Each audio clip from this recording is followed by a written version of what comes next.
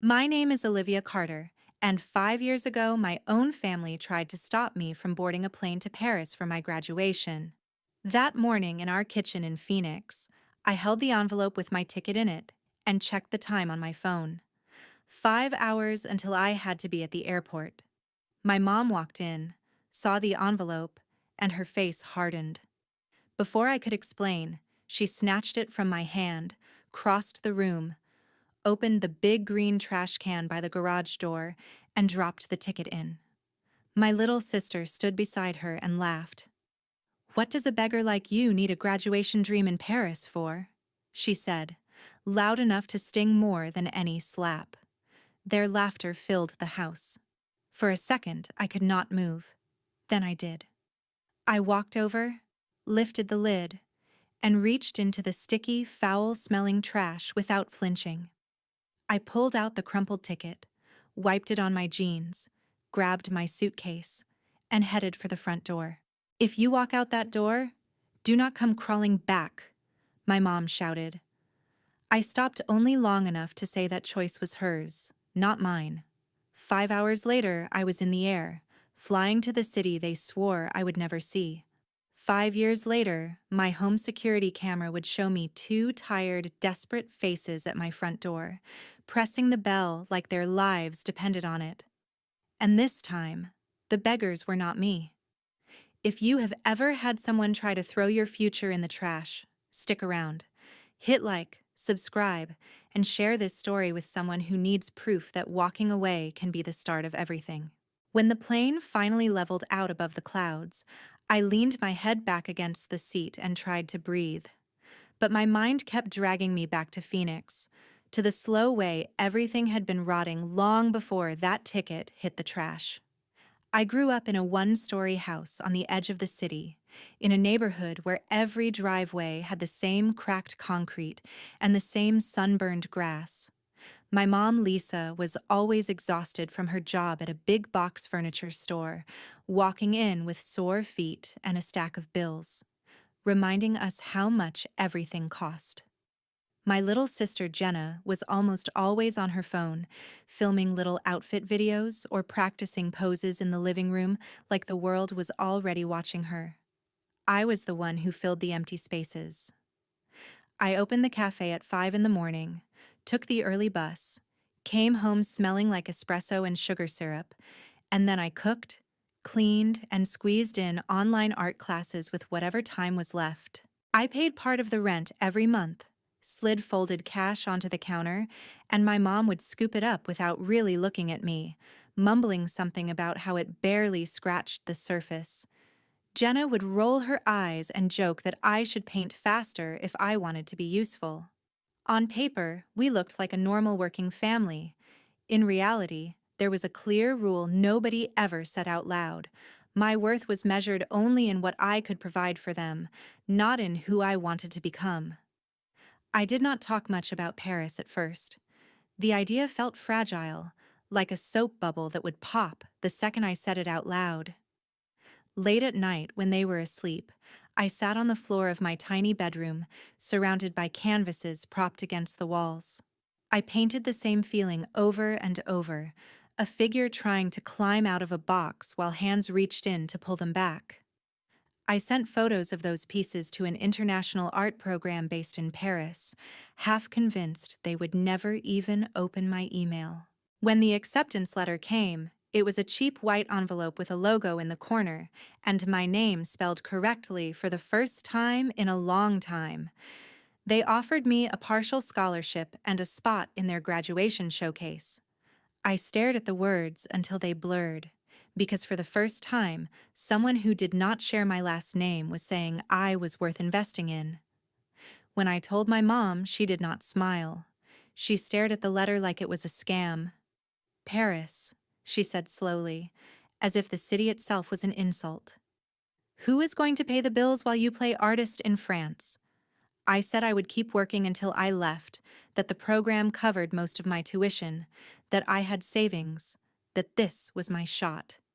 She shook her head and waved the paper at Jenna as if I were telling a joke. "My little influencer," she said to my sister, "at least you are doing something real, something with a future. Then she looked back at me. Art does not pay the mortgage, Olivia. Coffee tips do not keep the lights on. You are dreaming. It hurt because she knew exactly how many hours I stood on my feet to bring those tips home. It hurt even more when Jenna chimed in, smirking like she was doing me a favor. You are always asking for more time, more understanding, more everything, she said, begging for chances. And for what? Some sad painting in a city you cannot even afford to live in. She called me a beggar, like it was just a punchline, like the word belonged to me. That night I stood at the sink, washing their dishes while they laughed in the living room, and I realized something I had been trying not to face for years. In that house, I would never be more than free labor with a messy dream they were embarrassed by. They did not see my acceptance letter as an achievement. They saw it as a threat. If I left, they would lose the person who picked up shifts, scrubbed pans, and quietly paid off late notices. If I stayed, I would lose the only chance I had to be more than the beggar in my own home. That was the tension hanging in the air the morning my mom saw the plane ticket on the counter. That was everything behind her eyes when she walked it to the trash. And that was everything behind mine when I reached in and chose, finally, not to stay small, just because it made them comfortable.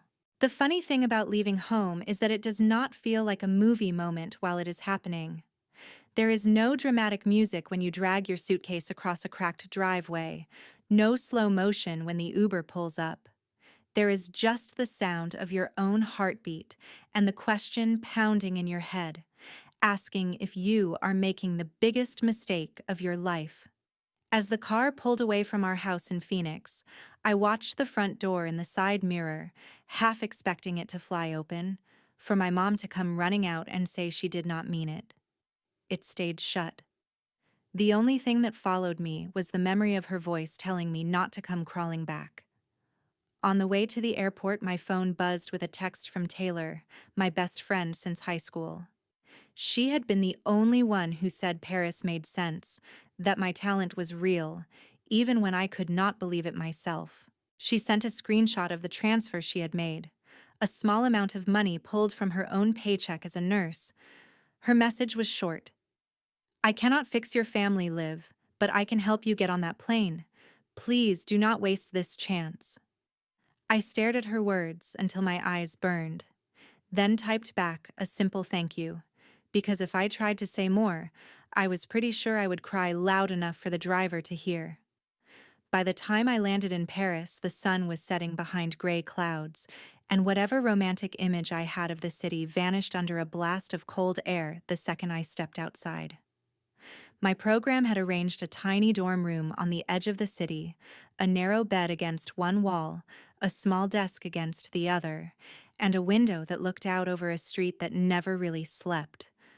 I dragged my suitcase up 3 flights of stairs, unlocked the door, and realized that for the first time in my life, nobody was going to walk in behind me. Nobody was going to yell about dishes or ask where the rent money was. The silence felt like a relief and a weight at the same time. The next morning, reality really hit. Groceries cost more than I expected. My scholarship covered tuition and part of the housing, but not the small daily things that add up fast. I walked for hours, leaving my resume at cafes and shops, stumbling through basic French, trying to smile like I belonged there. After a week, a small coffee shop near the art school hired me for early shifts. A few days after that, one of my professors mentioned that a local gallery owner needed part-time help preparing for an upcoming show. That is how I met Elise Rousseau. The first time I walked into her gallery, I was almost afraid to breathe. The space was simple. White walls, concrete floors, canvases hung so that each one had room to speak. Elise herself was sharp and contained, with gray hair pulled back and a way of looking at you that made you want to stand up straighter. She barely glanced at my resume before nodding. "We need someone to carry ladders and not drop anything," she said. "Can you manage that?" I managed. I swept floors, unpacked crates, held my arms up until they shook while she decided if a painting needed to be a half-inch higher or lower. For weeks, I was just another pair of hands, another student trying to survive the city. One night, after we closed, I was wiping down a table when she noticed the sketchbook sticking out of my bag. She asked to see it in that dry, casual way that still somehow felt like a test. I hesitated, then handed it over. She flipped through page after page of messy mixed media pieces, scraps of ticket stubs, coffee receipts, paint scraped on top of pencil lines. Most of them were variations of the same image: a figure reaching out of a pile of trash, a hand gripping a paper ticket that looked almost exactly like the one my mother had thrown away. "You are very literal," she said, snapping the book shut. "But you are honest." It was the closest thing to praise I had heard in a long time. She told me to email her 3 polished pieces for review. If she liked them, she might hang one in a small corner of the gallery. No promises. I stayed up for 3 nights straight, working in that tiny dorm room, my floor covered in paint-splattered newspapers. When I finally delivered the finished pieces, my hands were still stained with color. A week later, I walked into the gallery, and there, in the far left corner, was one of my canvases on the wall with a tiny printed label under it that read, "Olivia Carter, Mixed Media." I stood in front of it, unable to move, while guests shuffled past holding glasses of cheap white wine. Most did not stop. A few did. One older woman, an American tourist, stood there longer than the rest, tilting her head as if trying to see what I had buried in the layers. She asked Elise who the artist was. Elise pointed at me. The woman smiled and said she would like to buy the piece. The amount she paid was not huge. But when Elise put the envelope in my hand at the end of the night, it felt like the universe was whispering that maybe I was not crazy for coming here. That envelope paid for groceries and bus rides, and a few nights where I did not have to worry about skipping meals. More than that, it paid for a small piece of my self-respect. I was no longer just the girl who handed over her tips at a kitchen counter and got called a beggar. For the first time, I was an artist who got paid for her work. What I did not know yet was that this tiny sale would be the first link in a chain leading straight back to that same word and the people who had used it to break me. Success did not show up in Paris with fireworks and fanfare.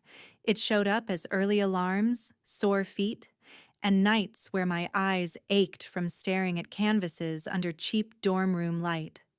After that first sale, I went right back to opening the coffee shop at dawn, wiping down tables for strangers who would never know that my art was hanging in a gallery just a few blocks away. In between classes and shifts, I kept painting, filling sketchbooks with the same recurring image of escape, layering paper scraps and paint until my hands cramped. Elise watched quietly. She did not compliment often, but she asked more questions, and that was her version of caring.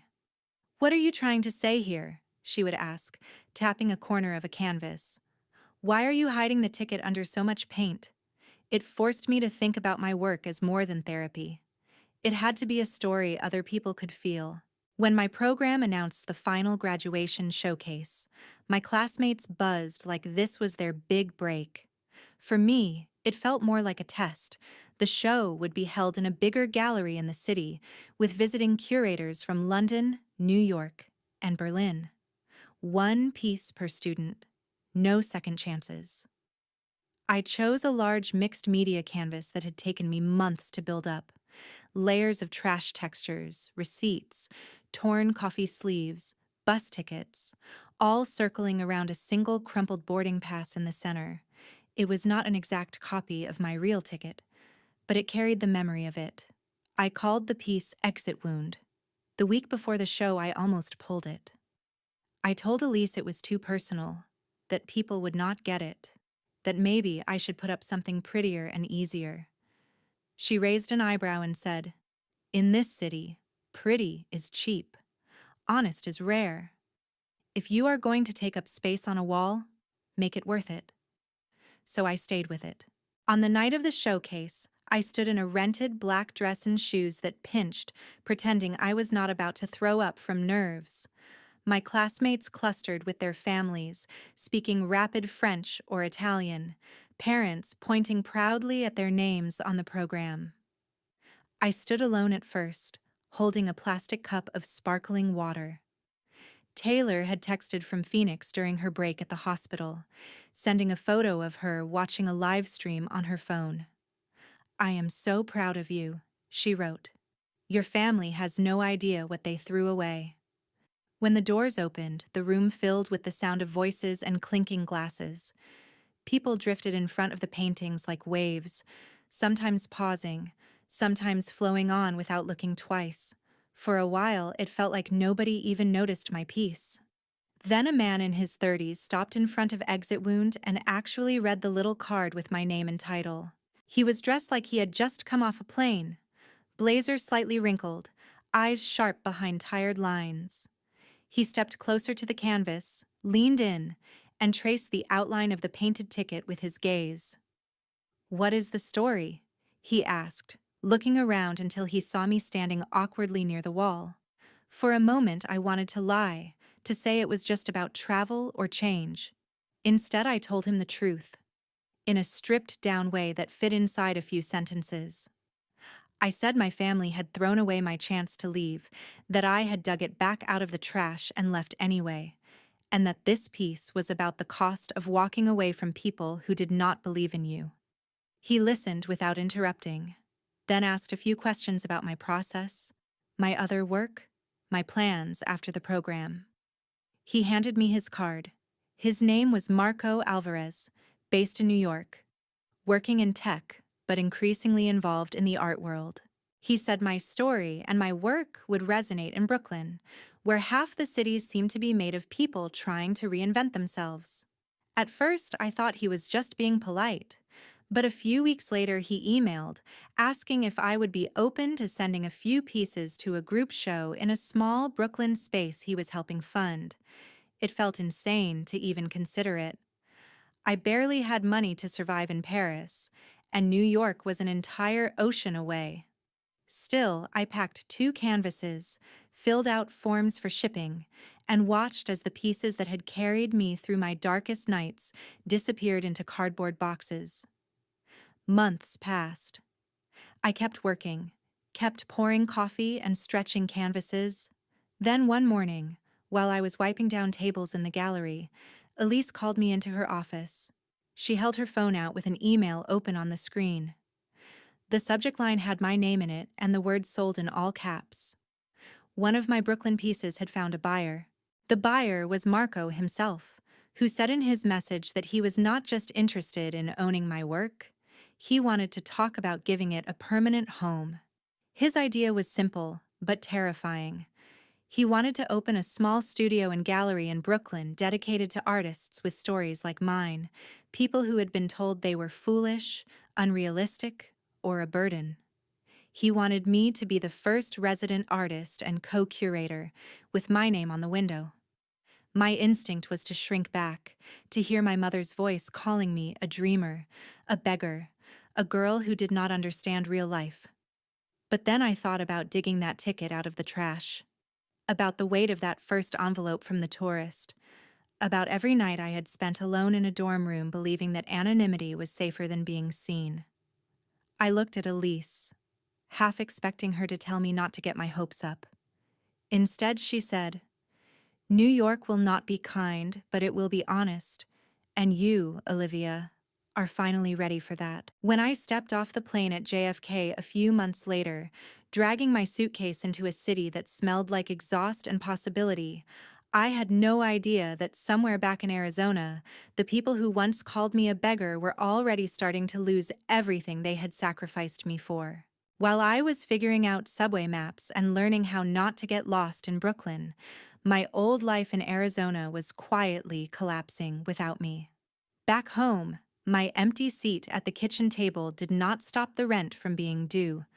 The bills kept coming, but the girl who used to open the cafe at dawn and slide cash across the counter every week was now pouring coffee for strangers in New York and keeping that money for herself. At first, Lisa patched the gap with more hours and more credit cards.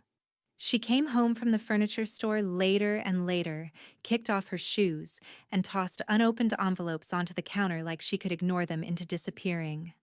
Jenna doubled down on her influencer dream.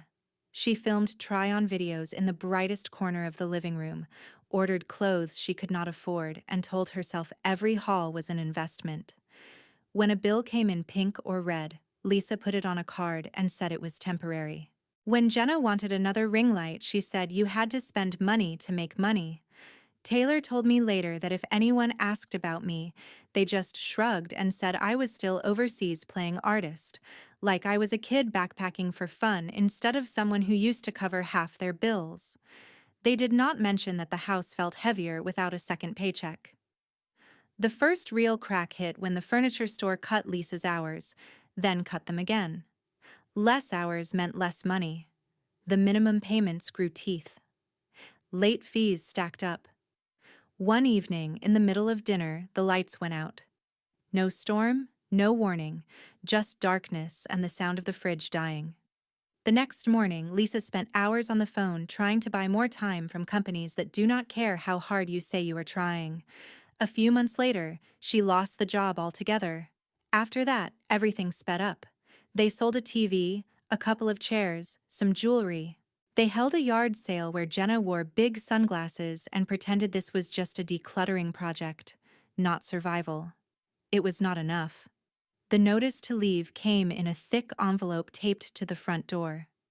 They moved to a cramped apartment across town, then from that apartment to cheap motels, then to a shelter that smelled like bleach and tired air. Somewhere between the second motel and the shelter, Jenna finally scrolled past a name she had not said out loud in months. A mutual friend had shared an article about a new studio and gallery in Brooklyn called Carter Studio, run by an artist from Phoenix who turned family pain into mixed media pieces. The photo showed me in front of Exit Wound, standing under my own name printed on a white wall. The caption talked about a scholarship in Paris and a ticket thrown in the trash. Taylor said the room went quiet. Lisa sat down hard. Jenna stared at the screen like it might bite her. Everything they had mocked, everything they had tried to crush, was right there being praised by strangers. The word beggar did not sound as funny anymore. Shame could not feed them, though. After a few days of pretending the article did not exist, they ran out of pretending and out of money at the same time. With what little cash they had left, they bought 2 bus tickets to New York. Days later, dragging worn suitcases and wearing clothes they had already slept in, they followed a cracked phone screen's blue dot through Brooklyn until they were standing in front of a glass door with Carter's Studio written across it. They took one deep breath they could not really afford and pressed the doorbell.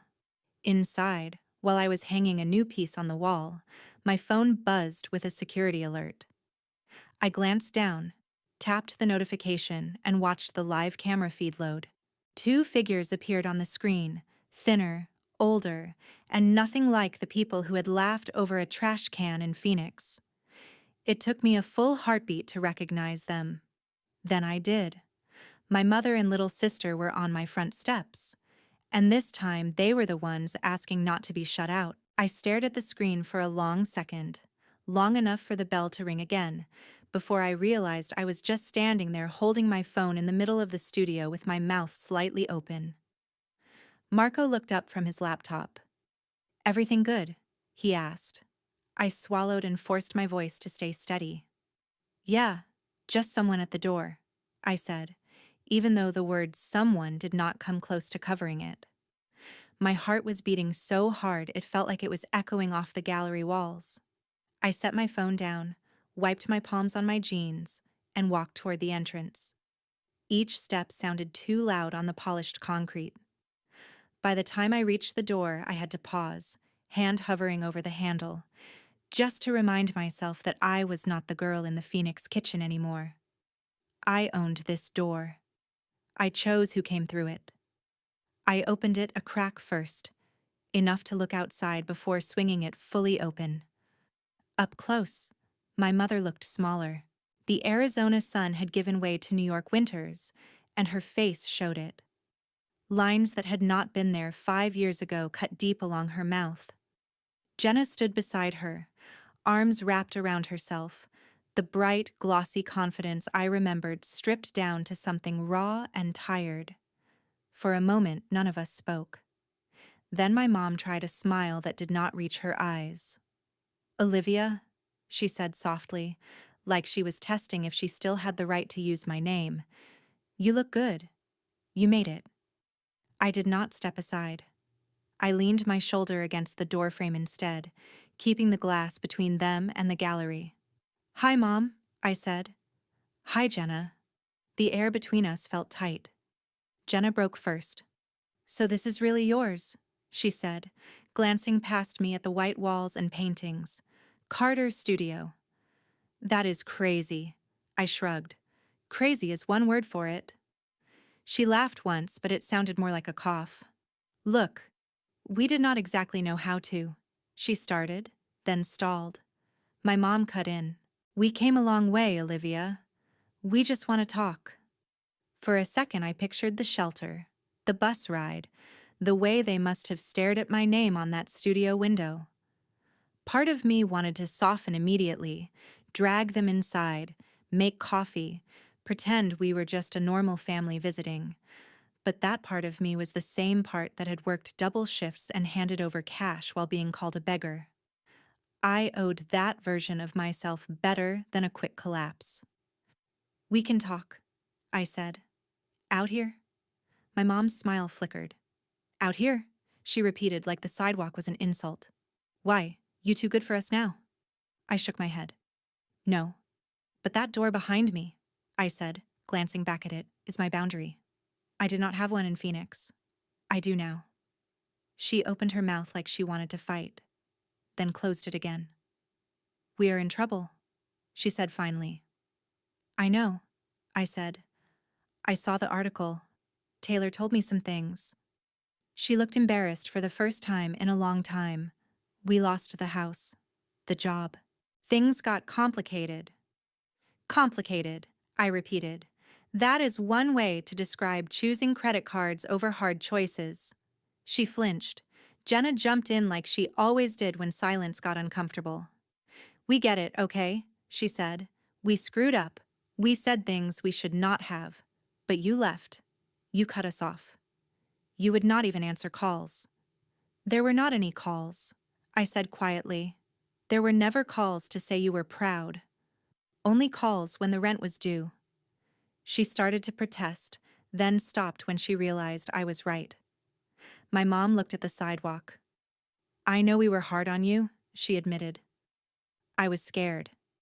"You wanted to chase some art fantasy in Paris while I held everything together." I panicked. "You threw my future in the trash," I said, literally. I am not sure there is a softer way to say that. Her eyes filled with tears, and for a moment she looked like the mom who had once packed my kindergarten lunches and braided my hair. "I was wrong," she said. "I thought if I broke your dream first, the world could not do it for you. I thought keeping you close was safer. Instead, I drove you away." The apology did not erase what happened, but it was more than I ever expected to hear. Jenna shifted her weight, looking from her shoes to the door and back again. "I called you a beggar," she said, the word catching in her throat. "A lot, actually. The thing is," she looked down at her worn jacket, "now I know what begging actually feels like. It is not funny." I did not rush to comfort her. The silence that followed was not cruel, just honest. "What do you want from me?" I asked. No sugarcoating. My mom took a breath. "We need help," she said. "A place to stay for a while. Maybe some money to get back on our feet." "You are doing well. You can afford it." That old, familiar expectation rolled over me like a wave, the assumption that if I had anything, it was automatically theirs. I straightened up and stepped out onto the sidewalk, closing the door behind me so the latch clicked. "You are right about one thing," I said. "I am doing better. But the reason I am here is because I stopped treating myself like the family beggar. I am not going back to that. I am not paying off your choices. My mom's face tightened. So you are just going to turn your back on us? After everything I did for you? I met her eyes. You fed me and housed me as a kid, and I am grateful, I said. But you also used me. You threw away my ticket to a life where I was not trapped paying for your fears. Both of those truths exist. I am not rewriting them just because it is inconvenient now. For a moment, nobody spoke. Jenna sniffed and wiped her nose on her sleeve. So that is it, she said. You have a fancy studio, and we get nothing. I shook my head. No, that is not what I said. I am not going to save you, but I am not going to watch you drown either. I told them about the art program we had started at the studio, the workshops for adults who had been chewed up by life and needed a place to put the pieces back together. We partner with a local shelter, I explained. People who commit to the program get help with temporary housing and support while they rebuild. We have more people who need it than spots, but I can get your names on the list. You would come in like everyone else. Help clean, set up, follow the rules. No special treatment, no living in my apartment, no credit card bailouts. Actual work. Actual change. My mom looked stunned. You would send us to a shelter. I corrected her gently. I would connect you to a support system that does not depend on me sacrificing my life again. That is the only way I can help you without becoming the person you used to demand I be. Jenna opened her mouth to argue, then seemed to deflate. I am tired of being proud and hungry, she muttered. I am tired of pretending everything is content. My mom stared at the studio window, at my name printed cleanly there. I never thought you would be the one closing a door on me, she said quietly. I never thought you would be the one throwing anything away. I swallowed the guilt that line sparked and answered anyway. I am not throwing you away, I said. I am throwing away the version of our relationship where I am the beggar and you are the ones with all the power. If you want something different, it is there. I nodded toward the flyer taped on the glass about our next workshop. But you will have to earn it, just like I did. For the first time since I opened the door, they both fell silent in a way that felt less like anger and more like shock. They were used to me bending, apologizing, shrinking. This time I stood there, steady on my own sidewalk, and waited for their answer, knowing that whatever they chose next would say more about them than it ever again would about me. They did not give me an answer right away. My mom kept staring at the flyer on the glass, reading the words about healing and rebuilding like they were written in another language. Jenna just kept shifting her weight from one foot to the other, eyes flicking between me and the studio behind me. Finally, she said she was tired of pretending she had it all together when she did not even know where they were sleeping the next week. My mom did not look at me when she asked what exactly the program required, like she already knew she was not going to like my answer. I kept it simple. Show up, do the work, tell the truth, respect the rules. It sounded small, but we all knew it was bigger than anything money could fix. A few days later, after I spoke with the shelter coordinator and our nonprofit partner, their names were on the list. They started coming in twice a week, not through the front door during gallery hours, but through the side entrance that led to the workshop space. The first day, my mom held a mop like it was a foreign object, cleaning paint water that was not hers. Jenna stacked chairs and wiped tables, listening to the stories of people who had slept in their cars, who had left dangerous relationships, who had lost everything without ever once calling anyone a beggar. In that room, my family was not special. They were just two more people who had fallen hard and were trying to figure out which way was up. For me, those weeks were strange. I watched my mother pour coffee for strangers and listen instead of lecture. I watched my sister hand brushes to a woman rebuilding her life after years of being told she was worthless. Sometimes they made small talk with me about practical things, bus schedules, and supply deliveries. But we did not unpack the past every time we saw each other. The healing did not come in one dramatic conversation. It came in tiny moments that would be easy to miss. Like the evening I walked in and found Jenna sitting at a table, staring at a blank canvas. She asked if it was stupid to paint her own story when she did not even like the person she had been in it. I told her that was the point. Art was not about celebrating the version of you that hurt people. It was about documenting the version of you that is trying not to do it again. She laughed once, then started to paint. My mom took longer. She showed up, did the chores, sat quietly in the back during group discussions. One night, a man in the program shared how his parents had pushed him into a career that made him miserable, mocking him whenever he talked about what he actually loved. When he finished, my mom raised her hand slowly and said she had done something similar, only worse, because she had not just mocked her daughter's dream, she had tried to throw it away. She did not say my name, but she did not have to. Everybody there knew who she meant. Later, she caught me alone and admitted that when she called me a dreamer and made me feel small, she was really talking to herself. She had been too scared to take her own chances when she was young, so she punished me for taking mine. I did not tell her it was okay. I did not tell her we were even. I just told her I was glad she could say it out loud. Over the next few months, things shifted piece by piece. Through the shelter, my mom got connected to a job training program.